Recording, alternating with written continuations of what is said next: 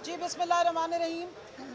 कल ख़बरों में कोई तशवीश रही मेरी पार्टी की रुकनीत के और पाकिस्तान तहरीक-ए-इंसाफ वुमेन विंग की प्रेसिडेंट होने के हवाले से और फिर यहाँ पर मेरे केस के लिए, तो मैं थोड़ा क्लियर कर दूँ।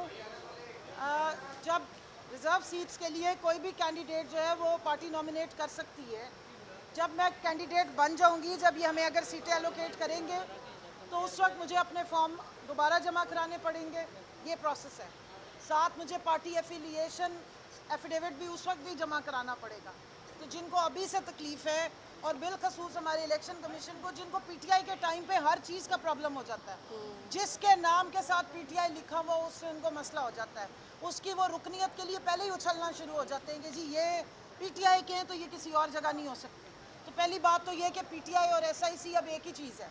जिस तरह पाकिस्तान पीपल्स पार्टी पार्लियामेंटेरियन अब्बू जी की जमात, जरदारी अब्बू की जमात और बिलावल बेबी की जो जमात है, वो दोनों की अलग अलग चेयरमैन है। लेकिन ज़रा कोई वहाँ पर भी नज़र डाले कि दोनों ने इलेक्शन किस जमात से लड़ा है।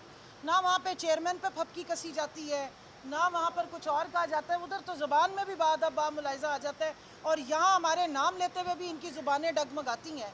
ये जो मिस्टर सक अंदर हैं, इनसे बंदा पूछे कि आप फ्रेंच में वकालत पढ़ते रहे हैं, फ्रांस में रहे हैं आप। कंवल शोजब का नाम 2018 में इसी इलेक्शन कमीशन ऑफ पाकिस्तान ने नोटिफाई किया था एज मेंबर नेशनल असेंबली। उसके अलावा 6 दफ़ा तो इन्होंने मेरे पे केसेस किए और 18 दफ़ा कोई मैंने इन पे केसेस किए। मेरा नाम उनको बड़ा डाडा सोना पता है। मसला सारा ये कि पाकिस्तान तहरीक इंसाफ का कोई भी मेंबर हो, इन्होंने उनकी फपकी कसनी होती है। हामिद रज़ा साहब की बात की उस दिन एसआईसी के चेयरमैन के तौर पे, तो वहाँ पर भी उनका जो है ये वाला स्टाइल शेक्सपियर का स्टार्ट हो गया था। तो थोड़ा सा अपने हदूद व कयूद में रहें। और मैं चीफ जस्टिस साहब से रिक्वेस्ट करूँगी कि सरदार कहने पे और बाकी आपके लाके लगाने पे आपको एतराज़ होता है। आपके सामने एक साबिक एमएनए का एक इस वक्त की पटिशनर का नाम गलत पुकारा जा रहा है और वो कह रहे हैं जी वॉट एवर, तो आपने उस पर नोटिस नहीं लिया, बाकी तो आप हर वक्त हमें टोक रहे होते हैं। सो ये एक तो मेरा ये भी प्रोटेस्ट है। मेरा नाम वॉट एवर नहीं है, कंवल शोजब है। जो रात को आपकी नींदें उड़ जाती हैं जब आप ये बातें सुनते हैं। तो बाकी दूसरी बात ये है कि केस अब जिस तरफ जा रहा है वो आपके सामने। कल सुनने में आया है कि बड़ी कोई मुलाकातें भी हुई हैं। तो ये ऐसे टाइम पे मुलाकातें नहीं की जाती हैं, आइन और कानून को देखा जाता है। एक क्लिप है जो हमने अभी पीटीआई ऑफिशियल पे भी लगाया, प्लीज़ वो ज़रूर देखें। जब अली ज़फ़र साहब ने चीफ जस्टिस साहब से इल्तिजा की थी इसी इलेक्शन एक्ट 104 जो है उसकी शेक का रेफरेंस देते हुए कि जब हम कल को आपसे रिज़र्व सीट्स लेने आएंगे, तो उन्होंने कहा जब आप आएंगे चैलेंज करेंगे तो तब देखेंगे। अब हमें हर थोड़ी देर बाद वो आइन दिखाते हैं, यही इलेक्शन एक्ट दिखाते हैं, कहते हैं मैं क्या करूँ, बाहर कैसे निकलूँ। तो जो बल्ला छीना गया था, सारा मसला वहीं से शुरू हुआ था। इंट्रा पार्टी इलेक्शन एएनपी का हो तो 1 मिनट में एक्सेप्ट हो जाता है। नवाज शरीफ की सदारत हो तो खामोशी से, बल्कि मेरा ख्याल है इलेक्शन कमीशन ने तो मिठाइयाँ भी बांटी होंगी कि 28 मई को वो सदर बन गए वापस अपनी जमात के। यहाँ तो नहीं बेचारे प्राइम मिनिस्टर बन सके, साथ वाली बिल्डिंग में वो घर को आग लग गई थी घर के ही चिराग से। लेकिन जब ये मामलात होते हैं और एक आपको नज़र आता है डिस्क्रिमिनेशन नज़र आती है, इलेक्शन कमीशन के जो रवैया है उसमें आपको बिलखसूस नज़र आता है कि बाकी जमातों से उनकी कुछ ख़ास किस्म का लगाव और मोहब्बत है। लेकिन जहाँ पीटीआई का नाम आ जाए तो फिर एक ख़ास किस्म का बगैर बिजली के करंट आ जाता है। सो इसको ज़रा थोड़ा अपने रवैये पे ना नज़र षानी करें। ये बात ठीक नहीं है। पाकिस्तान की आवाम आपको देख रही है। पाकिस्तान के 80 से 85% आवाम इसी जमात की वोटर है जिसका आप नाम बर्दाश्त नहीं करते, जिससे आपने पॉलिटिकल पार्टी होने का हक छीन लिया इलेक्शन से ऐन पहले, जिसके लिए आपने पहले ही तैयारी की हुई थी। और माशाल्लाह राजा रियाज साहब की भी मैं जो खसूसियात हैं उस पर मुझे बड़ी हैरत होती है कि उनको तो आमद होती है, उनके ऊपर कोई इल्हामी खसूसियात हैं जो उन पर इल्हाम नाजिल होता है कि अगस्त में उन्होंने बता दिया था कि जनवरी की 13 को क्या फ़ैसला आने वाला है कि बल्ला बैलेट पेपर पे नहीं होगा।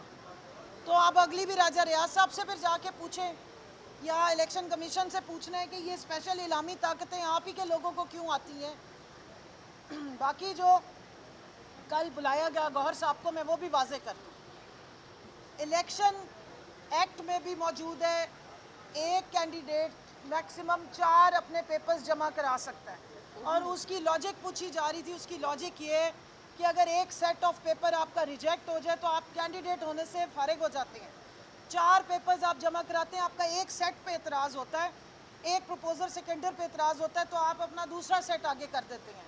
क्योंकि ये केस चल रहा था इसलिए हमने एक एक अपना जो सेट या दो दो सेट जो है वो बतौर इंडिपेंडेंट और दो दो पीटीआई के तौर पे जमा कराए थे। तो खुशखबरी की बात ये है जो इलेक्शन कमीशन यहाँ पर सिर्फ एक एक सेट लेकर आया वो जो बतौर इंडिपेंडेंट डाले थे अल्टरनेट के तौर पे, क्योंकि रात को 11:15 तो हमें फैसला पता लगे। उस वक्त हमें ना समझ आ रही थी कि करना क्या है और जो बुखलाहट उस वक्त इन्होंने क्रिएट की, फैसला लटकाया गया। 11:30 तक फैसले लटकाए गए और जैसे ही फैसला आया उससे पहले ही आरओ जो है वो हमें निशान अलॉट करके जा चुके थे। दरवाजे उनके और ऑफिसेज बंद थे। सो मज़े की बात आपको बतानी है कि जो पेपर्स जिन पे हमने पीटीआई लिख के जमा कराए थे वो इलेक्शन कमीशन ने एक्सेप्ट ही नहीं किए।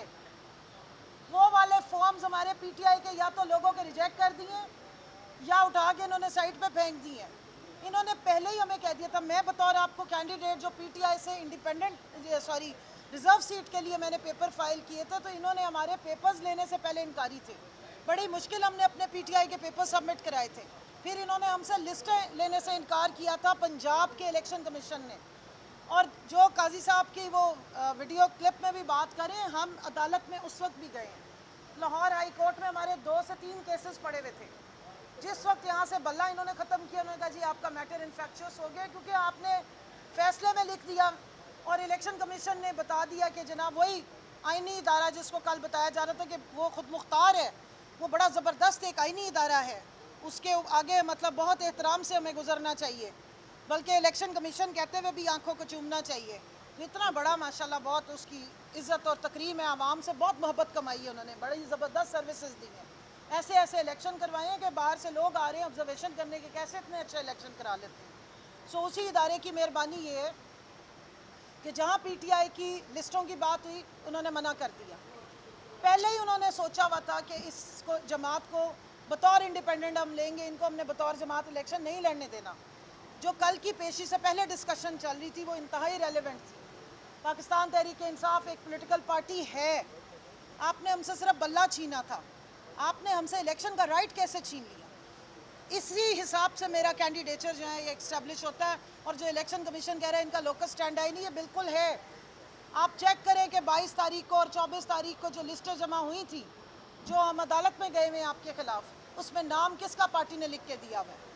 सो ये सारी बात है। और बाकी खवातीन के नाम बाकी 3 सूबों में जमा हुए जहाँ पे स्क्रूटनी तक हुई, लेकिन फिर क्योंकि पंजाब ने मना किया तो इन्होंने ऑर्डर कर दिए कि इनसे मज़ीद आगे प्रोसेस को लेकर नहीं चलना।